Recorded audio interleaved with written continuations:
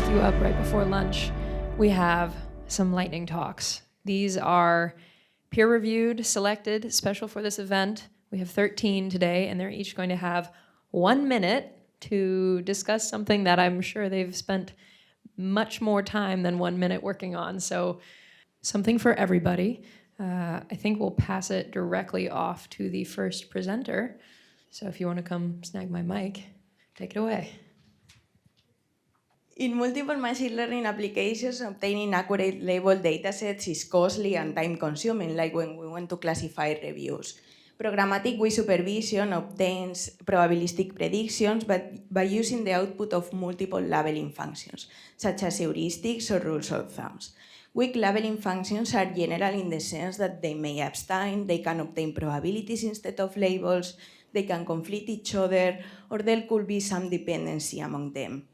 Existing methods assume some statistical behavior or data topology of the labeling functions that if it is not satisfied, these methods can obtain unreliable probabilistic predictions.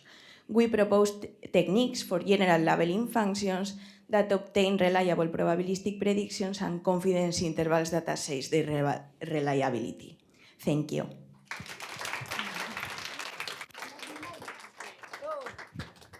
Hi, my name is Madeline, and I'm here to talk about variational inference default software performance.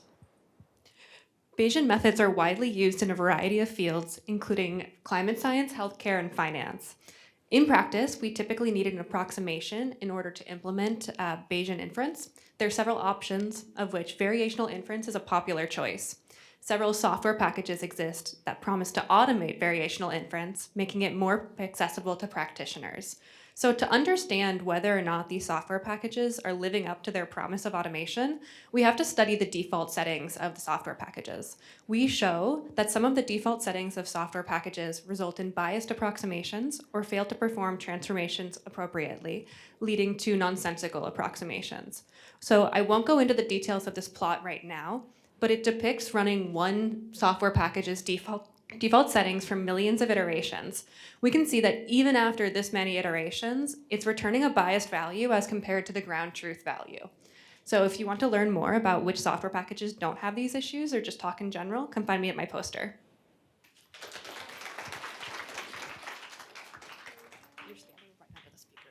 Okay. Hey, how is everyone? Good, okay. Hi, my name is Taylor. There is feedback.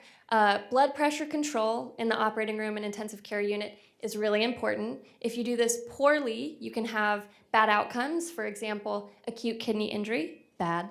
Intracranial hemorrhage, bad. Death, bad. So the way that we control blood pressure right now in the clinic is manually. So every 5 or less minutes, you are changing the rate of infusion of an intravenous medication. This is not good. So people try to do automated approaches to regulating blood pressure. This has been attempted since the 80s. Earlier systems almost made it to clinical translation, but there were safety issues, and there have been studies on why they failed. Modern systems are trying again, but most of them are very simple and not patient-specific. So I try to remedy those issues. I've built a system which is patient-specific. It has really, really compelling error levels. We use multiple drugs, and I just ran a 17-hour experiment yesterday. So if you want to learn more about the very, very amazing data that we're generating from this, please talk to me at my poster. Thank you so much. Thank you. LLMs encode vast amounts of human knowledge. However, how exact concepts are stored in their representations remains quite an open problem in the field of mechanistic interpretability.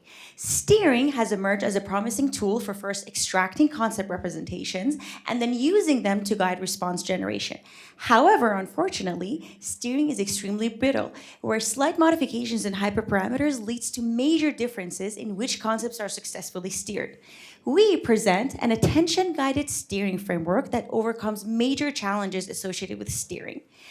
The key insight of our work is realizing that the problem of concept vector extraction is unexpectedly highly related to the biological problem of finding signal in genetic perturbations. Using our framework, we more than double the number of successfully steered concepts and shed light on the distribution of concept enrichment across different layers. Our framework opens further avenues for developing efficient and highly scalable fine-tuning algorithms for industry-scale LLMs. Thank you very much.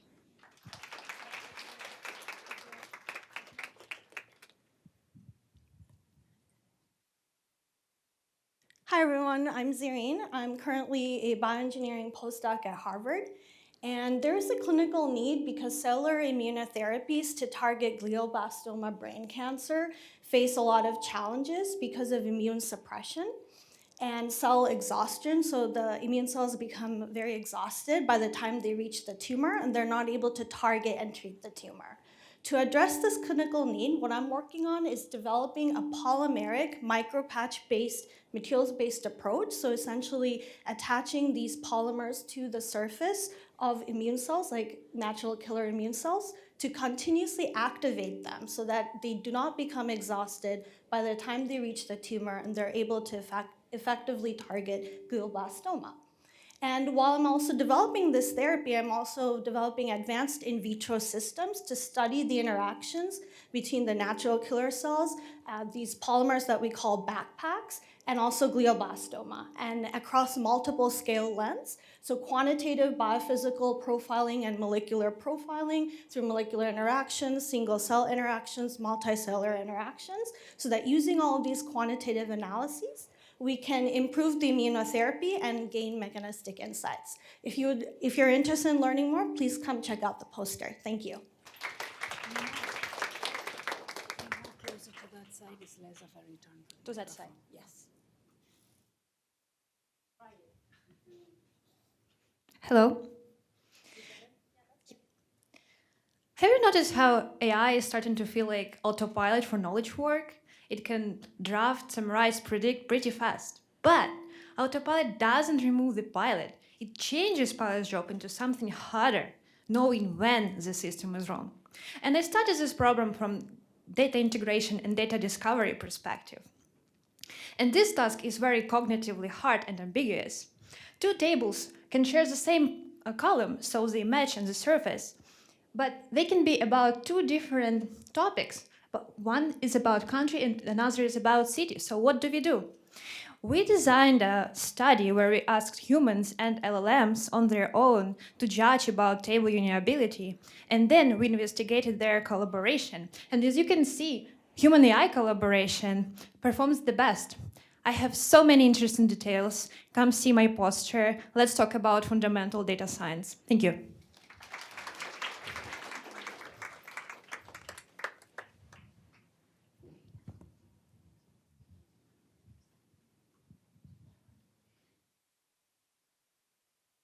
So, hello, my name is Inke Li. So, adaptive experimentation like A/B testing or environmental monitoring is an iterative process of decision making with learning. So, this creates an exploration-exploitation dilemma. How curious should an experiment be? If the curiosity is too low, then the learning can stall, and if we operate in that incorrect model, the regret will blow up. But on the contrary, if the curiosity is too high, then it will also incur unnecessary exploration and waste our energy for experimentation. So my research tackled these challenges by identifying an explicit sufficient curiosity threshold that can guarantee both self-consistent learning and no regret observation. So if you are interested in the experimentation and how curious should your experiment be, come talk to my poster. Thank you.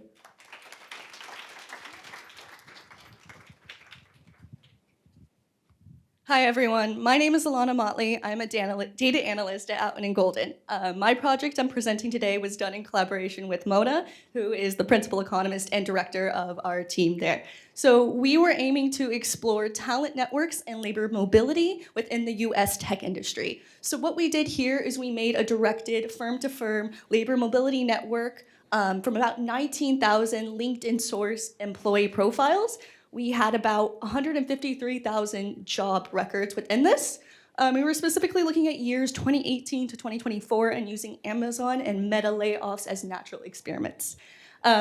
So once we constructed that, we had so many findings, so come find me at my poster, but the two things stood out. We saw within this data that employees at firms with a lot of displacement were reabsorbed by other tech companies very fast and in often very lateral roles. More interesting, though, perhaps, is that we saw that post-layoff flows corresponded pretty heavily with pre-existing network corridors. That means that if we saw previously that folks at firm A were often leaving for firms B and C, we saw those same patterns were still there even when layoffs occurred, just at a greater magnitude. Overall, there are a lot of limitations of using something like LinkedIn data that is self-reported and it might have different signaling effects going on. But this was really a proof of concept of showing how career level data can really be used to complement more traditional methods of labor mobility. Thank you so much.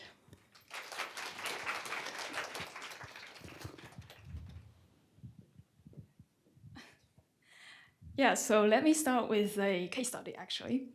Did you know that medical spending in the US takes up about a quarter of the national GDP? And chronic kidney disease, or CKD, is one of the most expensive medical conditions out there. So that makes basically predicting high-cost CKD individuals an essential task. However, these individuals are also extremely rare cases, so we don't have a lot of data points on them. And in such high-stakes screening situations, we want to train explainable models that give us actionable recommendations. So classification trees are a natural choice here. However, trees are also known to really suffer under extreme data imbalance. And we developed a method that optimally curates the training data sets that are highly imbalanced. And we show that we can improve the detection of high-cost CKD patients by 5 times. And not only that, the trees that we train are also medically more meaningful, so practitioners can use them as a risk screening tool, for instance, and also understand their data sets better. So I'm happy to elaborate more on the methodology later and also talk about other applications beyond CKD. Thank you so much.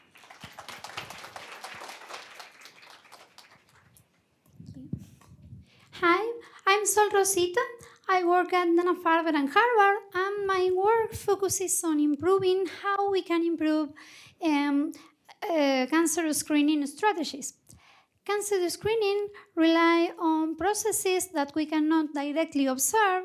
For example, how long a cancer remains asymptomatic but detectable. So to study this, we need simulations and models. The models depend on parameters that are reported inconsistently in the literature. So identifying those parameters and translating them into simulation-ready inputs is often a bottleneck. So to address this, I developed this agentic LLM framework in which special agents interact. This interaction is through prompts, and the prompts contain domain knowledge and a formal probabilistic model. So the proposer generates candidate estimates, the critic challenges those estimates, and the process iterates until conversion. Finally, the summarizer agent delivers validated parameters ready for simulation. So this can make cancer screening optimization systematic, transparent, and scalable. Thank you.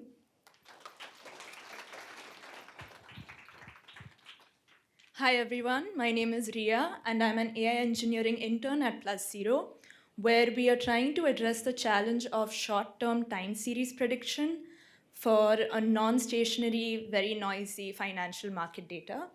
So currently, if an investor is looking to open a position, they have limited options such as either traditional indicators that have low predictive power or very heavy deep learning models that have low explainability. And that's where our smart indicator aims to fill in the gap, where we provide continuous minute-to-minute probability that could help an investor understand the likelihood of maximizing profits or minimizing losses. And we do this with various mechanisms that I'll be highlighting in my poster as well, that helps us train lightweight machine learning models to output these continuous probabilities that you can see on the graph on the left. And please, if you're interested, please feel free to come by poster 12. Thank you.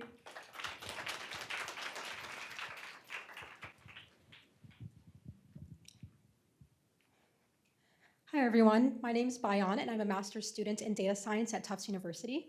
So when you have two data sets that represent a shared broader demographic but correspond to separate cohorts, it can be useful to integrate those data sets together to produce a single unified data set with the shared features of the individual studies so that their measurements can be directly comparable and compatible for analysis. In our case study, we focus on harmonizing two longitudinal Puerto Rican health data sets, where one of these includes participants living in the greater Boston area and the other includes participants living in Puerto Rico. It's essential that harmonization not only creates conceptually equivalent variables and allows us to better generalize findings across the broader population, but also that it preserves the intrinsic structure and meaningful relationships of the individual groups. Our approach to validating this involved using our harmonized data set to train random forest models for classifying type 2 diabetes status of the participants, which yielded promising results about the value of harmonization in generalizing cross-cohort health and disease patterns and revealing core predictive structure while also still retaining a sense of cohort separation. So if you're interested in learning more about the harmonization process and these insights, feel free to stop by my poster.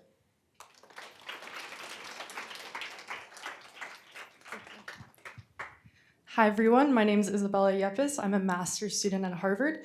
Today I'll be talking about this spring attached to a pendulum with a mass attached. So neural networks can be trained to predict this trajectory over time. And what we found is that the sine and cosine activation functions are better suited than the tanh activation functions for solving this type of problem due to the oscillatory nature of this problem. However, we didn't stop there. We looked at these two gating functions, g equals t or g equals 1 minus e to the negative t. Both of them enforce the initial condition of g equals 0 at t equals 0. So you might think that they have no other effect in terms of network performance. But in fact, we found that it really drastically changes how gradient descent occurs in the network because it changes the latent space of the network. Specifically, we found that this performance is also a function of the spring constant k, which is an indicator of the stiffness of the problem. Please visit my poster to learn more. Thank you.